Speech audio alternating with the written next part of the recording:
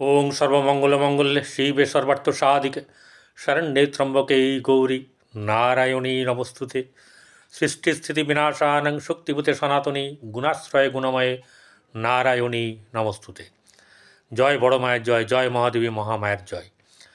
प्रत्येकेर जीवन सुंदर होक, प्रत्येकेर कर्मजीवन, शिक्षार जीवन, सांसारिक जीवन सुखेर होक, आनंदेर होक, प्रत्येकेई जेन दूधे भाते थाकेन श्री श्री पद्मावती मा एवं बड़ मायेर काछे प्रार्थना करी। आज के एकटी खूबी खूबी गुरुत्वपूर्ण भिडियो निये आपनादेर सामने आमी परितोषदे उपस्थित हयेछि। शनि ग्रह अस्त चले जेते बसेছে। এই শনি গ্রহ অস্ত চলে যাওয়ার জন্যে কাদের শাপে বর হয়েছে সেটা আজকে জানতে পারবেন। শনি নিজের ঘরে থেকেও বা শনি আপনার ভালো হয়েও অনেক সময় ততটা ভালো দিচ্ছিল না, অথবা ধরা যাক যাদের ঢাইয়া চলছে, যাদের সাড়ে সাতি চলছে, তাদের পূর্ণ মাত্রায় বা অনেকটা বাধা বিপত্তির মধ্যে পড়তে হচ্ছিল। সেই রাশির কিন্তু এখন আপনার ওই যে বললাম শাপে বর, অথবা বলতে পারেন আপনার জীবনে পোয়া বারো অর্থাৎ সাফল্যের জায়গা অনেকটাই চলে আসবে। এবার প্রথমেই বলে দিই, আমি কারোর জন্মকুণ্ডলী বিচার করছি না। বর্তমান সময়ে আপনাদেরকে যেটা জানাই, গ্রহ সন্নিবেশ যেরকম যেরকম আছে সেইভাবেই আমি আপনাদের সামনে বর্ণনা করব। শনি অস্ত চলে যাবে এবং কেন অস্ত যায়, কবে অস্ত যাবে, মানে ঠিক হয়ে উদয় হবে, এবং তার জন্যে আপনাদের কার কার জীবনে কতটা কীরকম প্রভাব পড়বে তার ফল আমি আপনাদেরকে এর মধ্যে জানাচ্ছি। আপনারা ভিডিওটি দেখতে থাকুন। ভিডিওটিতে যারা দেখবেন, আমি প্রথমেই একটা জিনিস বলে দিই, আমার কাছে দেখাতে হবে এমন না, আপনারা আপনাদের পরিচিত যে কোনো জ্যোতিষ বন্ধুর কাছে সলা পরামর্শ নিতে পারেন। যারা আমার কাছে নেবেন, একটা কথা বলে দিই, এই নাম্বারে ফোন করবেন 8906781462, এই নাম্বারে ফোন করবেন। একটা কথা বলি, ফিজ নিয়ে কোনো কথাবার্তা হবে না, কারণ আমি কাউকে প্রতিকারের জন্যে, কাউকে কোনো কিছুর জন্যে আমি করি না, কাউকে ভয়ও দেখাই না। আপনার যেখানে মনে হবে প্রতিকার করলে আপনার ভালো হবে, আপনার ভালো আপনি বোঝেন, টাকা খরচ করবেন আপনি যদি ভালো মনে করেন করাবেন, নাহলে অন্য জায়গা আছে সেখানে করাবেন। ভিডিওটি ভালো লাগলে সাবস্ক্রাইব করবেন, পাশে থাকা বেল আইকনে ক্লিক করবেন, অল বটমে প্রেস করবেন। চলে আসি এবারে নিজের জায়গায়। সেটা হচ্ছে যে এই শনি কেন অস্ত যায়, অস্ত গেলে কী বা হবে। ব্যাপারটা হচ্ছে সূর্যের 15 অংশের মধ্যে শনি যখন চলে আসবে তখন শনি অস্ত চলে যাবে। যাবে তো যাবে, কী হয়েছে তাতে? অনেকেই কিন্তু এর প্রভাব জানেন না। অস্ত যখন চলে যাবে তখন যত সে 15 ডিগ্রির মধ্যে গিয়ে যখন 0 ডিগ্রির কাছাকাছি চলে আসবে তখন সম্পূর্ণটাই পূর্ণ অস্ত চলে যাবে। রবি কি? রবি হচ্ছে তাপগ্রহ, রবি হচ্ছে রশ্মি বা আলোকিত করে রাখে। তার আলোকে কি হবে, সে যত কাছে যাবে, সে একটা বাল্বের কোনো অস্তিত্ব থাকবে যদি একটা হ্যালোজেনের কাছে যাওয়া যায়, ব্যাপারটা সেরকম। যত কাছে যাবেন বাল্বের আলোর অস্তিত্ব শেষ, অথচ বাল্ব জ্বলছে। তাহলে সেরকম একটা অবস্থা। আবার সূর্যর কাছে গিয়ে 0 ডিগ্রি থেকে গিয়ে আবার যখন বেরিয়ে যাবে, যখন সে উদয় হতে থাকবে, তখন সে পূর্ণরূপে আবার নিজের ফল দিতে পারবে। বোঝানো গেল? এটা একটা গেল। এবারে এই যে অস্ত যাবে, এই অস্ত গেলে কার লাভ হবে? অবশ্যই দেখুন, প্রতিটি জিনিসের লাভ লোকসান আছে। একদম এই গ্রহটার উপরেই কিন্তু আমি ফলাদেশ করছি, অন্য কোনো গ্রহকে নিয়ে এই সময়তে আমি আসছি না। 12টা রাশির মধ্যে কোন গ্রহদের অবস্থা খারাপ থেকে ভালো হতে পারে, সবারই কিছু না কিছু ভালো খারাপ হবে, সেটাই আমি বলবো। তাহলে এখানে একটা ব্যাপার হচ্ছে গিয়ে শনি গ্রহ কিন্তু কারোর শত্রু নয়, শনি গ্রহকে ভয় পাওয়ারও কিছু নেই, শনি গ্রহ জীবনকে আপনার নষ্ট করে দিয়েছে এমনটাও নয়। এই শনি গ্রহ আপনার জীবনের সবচেয়ে সুখ প্রদান করে থাকে, এটা কিন্তু জানতে হবে। রবি আপনাকে রাজতুল্য করে দিতে পারে, কিন্তু শনি দীর্ঘদিন সেটাকে বয়ে নিয়ে যেতে পারে। যদি শনির প্রভাব যদি কম হয়ে যায় তাহলে কিন্তু আপনাকে রাখবে না, অর্থাৎ জায়গা দিতে দেবে না। রাজা হলেন মানে আপনার সেরকম বলাবল আপনি পেলেন, পদ পেলেন একটা টাইমে, কিছুদিন বাদে 1 মাস হোক, 1 বছর হোক, 5 বছর হোক, ফুরিয়ে গেল। কিন্তু শনি এটা দীর্ঘ করে দিতে পারে। যারা দীর্ঘদিন প্রধানমন্ত্রী, মুখ্যমন্ত্রী বা একই পদে বা আরও উন্নতি হতে পারে পদের, সেইটা কিন্তু বয়ে নিয়ে যায়। অর্থাৎ যেহেতু সে 2.5 বছর করে এক একটা ঘরে থাকে, প্রতিটি খোপে প্রতিটি জায়গাকে সে চিনতে পারে, কি করলে ভালো হবে। এতে প্রচণ্ড জ্ঞান বৃদ্ধি হয়, নিজের সমস্যার সমাধান করতে পারেন। প্লাস পয়েন্ট প্রচুর আছে। ধৈর্য লাগে, এতে ধৈর্য লাগবে। আর হচ্ছে কি টিকে থাকার মতন করে মানসিকতাকে তৈরি করতে হবে, অর্থাৎ চন্দ্রকে ঠিক করতে হবে। যত আপনি শিখবেন তত আপনার জ্ঞান বাড়বে এবং তা আপনি প্রয়োগ করতে পারবেন আপনার নিজের জীবনের ক্ষেত্রে এবং সমাজের ক্ষেত্রে। বোঝা গেল? এবারে একটা ব্যাপার হচ্ছে যে শনির এই প্রভাবের যে অস্ত যাবে তাতে কার কি হবে, চলে আসি একদম, বেশি দীর্ঘায়িত করব না। প্রথম হচ্ছে গিয়ে ধরব কর্কট রাশি। এই কর্কট রাশির কি হচ্ছে, ঢাইয়া চলছে।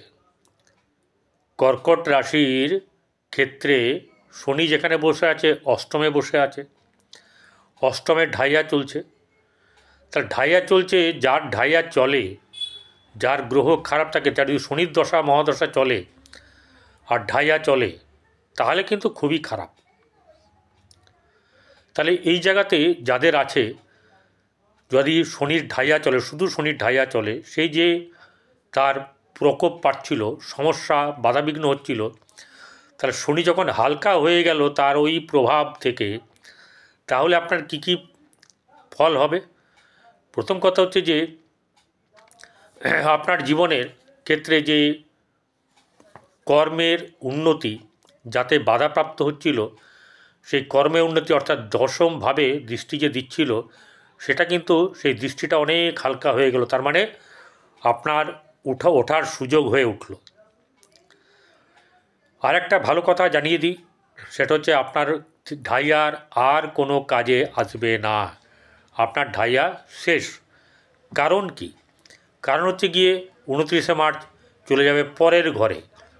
তো পরের ঘরে গেলে আপনার ঢাইয়া এমনিতেই সেরে যাচ্ছে।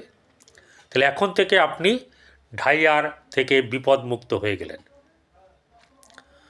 বোঝা গেল, ঢাইয়ার কোনো কুপ্রভাব আপনাকে আর প্রভাবিত করতে পারবে না। তাহলে অষ্টম জায়গাটা থেকে আয়ুর জায়গা, সেটাকে থেকে আপনি কিন্তু অনেকটা নিষ্কৃতি পেলেন, খারাপ কোনো কিছু হওয়ার কোনো ব্যাপার নেই। সাধারণভাবে আমি গোচরের কথা বলছি। এবারে তৃতীয় দৃষ্টি দিয়েছে দশমভাবে। তা দশমে কর্ম নিয়ে, যে কর্কট রাশির জাতক জাতিকাদের কর্ম নিয়ে নানারকমভাবে চাপ চলছিল, সমস্যা বাধা বিঘ্ন নানারকম যে ব্যাপার চলছিল, সেগুলো কিন্তু ধীরে ধীরে এবারে আপনার কর্মের জায়গাটা পাকাপোক্ত হওয়া, পদোন্নতি হওয়া, এই ব্যাপারগুলো হবে। যারা কর্মপ্রার্থী তাদের কর্মের যোগ দৃষ্ট হয় এই প্রভাবে। এবং যে দ্বিতীয় শনির যে দৃষ্টি আপনার রাশির দ্বিতীয় ধনভাবে, তো ধনভাবে দৃষ্টি দেওয়াতে তার আপনার কী ঘরটা কী হয়েছিল, কুপিত হয়ে গেছিলো, খারাপ হয়ে গেছিলো বা অশুভ হয়েছিল, সেভাবে ধন আসছিল না। এবারে কিন্তু অর্থ আসবে, এবারে কিন্তু অর্থ আসবে। অর্থাৎ আপনার আবার রবি কী করেছে, রবি তো ওইখানে বসে আছে আপনার শনির সঙ্গে, সেই রবি দ্বিতীয়ভাবে দৃষ্টি দিয়েছে। তাহলে অর্থের ব্যাপারটা এবার আপনার অনেকটা শুভ হবে। এছাড়া আপনার যেটা হচ্ছে গিয়ে এই আত্মীয় স্বজন যদি কোনো রকম কোনো কুপ্রভাব থেকে থাকে, সেটাও কিন্তু কিছুটা মুক্ত হবে। আপনার সমস্ত দিক থেকে শনির যে কুপ্রভাব সেটা আপনার নষ্ট হয়ে যাবে, অর্থাৎ অনেকটা পরিমাণ। আরে অর্ধেক হলেই তো অনেক। আপনি তো একটা মাথা গলানোর জায়গা পাবেন, তাই না? এবারে চলে আসবো কোথায়? এবারে চলে আসবো আপনার মীন রাশি। মীন রাশি জাতক জাতিকাদের সাড়ে সাতি চলছিল, তো সাড়ে সাতির কুপ্রভাব এই ঘরে বর্তমান সময়ে আপনাদের কিন্তু নেই। ভালো করে শুনবেন, আপনাদের সাড়ে সাতির প্রভাব বর্তমান সময়ে যে যখনই অস্ত যাচ্ছে তখন থেকে উদয়ের আগে পর্যন্ত আপনার কিন্তু সাড়ে সাতির প্রভাব থাকছে না, অর্থাৎ অনেকটা হালকা হয়ে যাচ্ছে। ব্যাপারটা বোঝা গেল? অনেকটা হালকা হয়ে যাচ্ছে, একদমই থাকবে না, না অনেকটা হালকা, 50% তো হালকা হবেই হবে। তাহলে এই যে আপনার তৃতীয় ভাবের দৃষ্টি, অর্থাৎ আপনার ধনভাবে, আত্মীয় স্বজনের ক্ষেত্রে, পারিবারিক ক্ষেত্রে, তাহলে সেটা অনেকটা উন্নত হবে। এতক্ষণ যে ভুল বোঝাবুঝি বা দূরত্ব তৈরি হয়েছিল সেটা ভালো হবে, ধনভাবের জায়গাটা ঠিক হবে। এরপরে এই রাশি আপনার যখন দৃষ্টি দিচ্ছে আপনার কোথায়? ষষ্ঠভাবে। ষষ্ঠভাবে যখন দৃষ্টি দিচ্ছে, ষষ্ঠভাব কী করছে? আপনার যে প্রতিষ্ঠার জায়গা সেটাকে ভালো করবে। ঋণ, সে ঋণ যদি আপনার চলে থাকে সে ঋণ মুকুবের একটা বা ঋণ মুক্তির যে জায়গা সেটা কিন্তু তৈরি হবে। শত্রুর জায়গা, যা শত্রুতামি করতো সেটা কিন্তু অনেক প্রভাব কমে যাবে। তাহলে এইভাবে কিন্তু অনেকগুলো জায়গা আপনার ঠিক হয়ে যাবে। এবং সবচেয়ে বড় কথা হচ্ছে যে ভাগ্যভাবে যে দৃষ্টি আছে, শনির দৃষ্টি ভাগ্যভাবে থাকলে ভাগ্যকে প্রভাবিত করে ফেলে, কুপ্রভাব থাকে, সেই দৃষ্টিটা হালকা হয়ে যাওয়ার জন্য আপনার কিন্তু অনেকটা ভালো হবে, অর্থাৎ ভাগ্যভাবে আপনি ওপর দিকে উঠতে পারবেন। বোঝা গেল? এবং দ্বাদশভাবে এই শনির যে প্রভাব, যদি কোনো অশুভ প্রভাবগুলো যেগুলো আছে প্রত্যেকটি জায়গারই সুপ্রভাব কুপ্রভাব আছে, কোনোটা বেশি কোনোটা কম, কোনোটা অনেক বেশি অনেকটা কম, কোনোটা অনেক বেশি ভালো অশুভ কম, এরকম নানা রকম ব্যাপার হয়। সেই জায়গাটা থেকে আপনি অনেকটা রেহাই পাবেন। বোঝা গেল? এইবারে আর কার ভালো হবে দেখুন। বৃশ্চিক, যে এই আপনার ওই বৃশ্চিক রাশি, বৃশ্চিক রাশির ক্ষেত্রে ঢাইয়া চলছে। বৃশ্চিক রাশির সময় কিন্তু ভালো চলছে, কিন্তু এই যে ঢাইয়া চলছে তার প্রভাবে যতটা আপনার খারাপ প্রভাব চলছিল, যতটা আপনি সাকসেসের জায়গায় গিয়ে হালকা মানে অনেকটা বাধা পাচ্ছিলেন, সমস্যা হচ্ছিল, সেই ক্ষেত্রে কিন্তু আপনার খুব অনেক অনেক ভালো, আপনার ঢাইয়া শেষ, আপনার জীবনের ঢাইয়া শেষ আজ থেকে, মানে যেদিন থেকে সূর্যের 15 ডিগ্রির মধ্যে বা 15 অংশের মধ্যে চলে যাবে, ঠিক আছে? তাহলে তখন থেকে আপনার কিন্তু এই যে কদিন এই ব্যাপারটা থাকবে, সেটা হচ্ছে গিয়ে আপনার এই ব্যাপারটা থাকবে হচ্ছে মাত্র এবং মাত্র হচ্ছে গিয়ে আপনার ওই 36 দিন মতন। এই 36 দিন আপনি কিন্তু মুক্ত এবং আপনার ঢাইয়া শেষ। এই সময় আপনার ব্যবসা বাড়বে, এই সময়তে আপনার কিন্তু ব্যবসা বাড়বে এবং ব্যবসাটা কিন্তু খুব ভালো হবে। আপনার যে দ্বাদশভাবে দৃষ্টি ছিল, ব্যয়ের ভাবটা বেশি ছিল, সেটাকে কিন্তু অনেকটা তার মুক্ত করে দেবে এবং বৃহস্পতির এখানে যে প্রভাবটা সেটা বাড়বে। রাহু দৃষ্টি থাকুক গিয়ে, রাহু দৃষ্টি আছে কিন্তু বৃহস্পতির দৃষ্টি আছে, সেটা কিন্তু ভালো আরও প্রভাবটাকে ফেলতে পারবে। এছাড়া যেটা হচ্ছে যে ষষ্ঠভাবে আপনার যে ঋণ, ষষ্ঠভাবের যে আপনার শত্রুতা, সেই জায়গাগুলো শেষ হবে, অনেকটাই শেষ হয়ে যাবে। ভাগ্যভাব আপনার ক্ষেত্রে এই দশম ভাব, কর্মের ভাব, সেই কর্মের জায়গাতে আপনার কিন্তু বেশ কিছুটা শুভ ফল পেয়ে যাবেন আপনি, আপনার অনেকটা প্রশমিত হবে এবং আপনি জায়গা মতন করে এগোতে পারবেন। শেষ হচ্ছে গিয়ে কুম্ভ রাশি। কুম্ভ রাশির যে সাড়ে সাতির প্রভাব, সেই প্রভাবও শেষ হয়ে যাবে। অর্থাৎ কুম্ভ রাশির শেষ হয়ে যাবে, মকর রাশির শেষই হয়ে গেল। মকর রাশির ক্ষেত্রে বিরাট সুখবর যে তার আর সাড়ে কোনো প্রভাব আর সে এখন বর্তমান সময়ে পাবে না, বরং ধনভাব বৃদ্ধি হবে, অর্থের প্রভাব বাড়বে।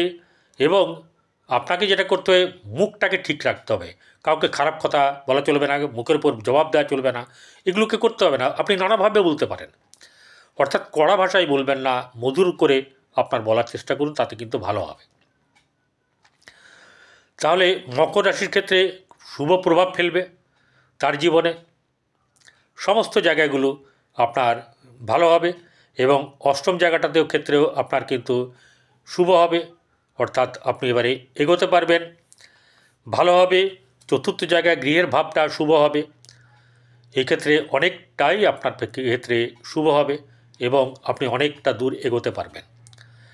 কুম্ভ রাশির ক্ষেত্রে আপনার এই বর্তমান সময়ের সাড়ে শেষ, যা হবে যখন মীন রাশিতে যাবে, যখনই আবার উদিত হবে 36 দিন বাদে, অর্থাৎ 4 এপ্রিল তখন উদিত হবে, সেই সময় থেকে আবার সাড়ে লাগবে। তখন সেই সাড়ে আপনার পক্ষে ভালো হতে পারে, ক্ষেত্র বিশেষে ভালো মন্দ তখন বোঝা যাবে, তখন সেই নিয়ে আমি ভিডিও করে আপনাদের সামনে নিয়ে আসব। এছাড়া মেষ রাশির ক্ষেত্রে একাদশে বসে আছে যে শনি, যে প্রভাবটা ভালো দিচ্ছিল না, সেই প্রভাবটা আপনার সেই অশুভ প্রভাবটা থেকে মুক্ত হবেন এবং রবি কিন্তু ভালো কাজ এখানে দিতে পারবে। বৃষ রাশির ক্ষেত্রে খুব শুভ, কর্মক্ষেত্রে কিন্তু যদিও কিন্তু বাধা বিপত্তি থেকে থাকতে সেগুলো কিন্তু দূর করে দেবে।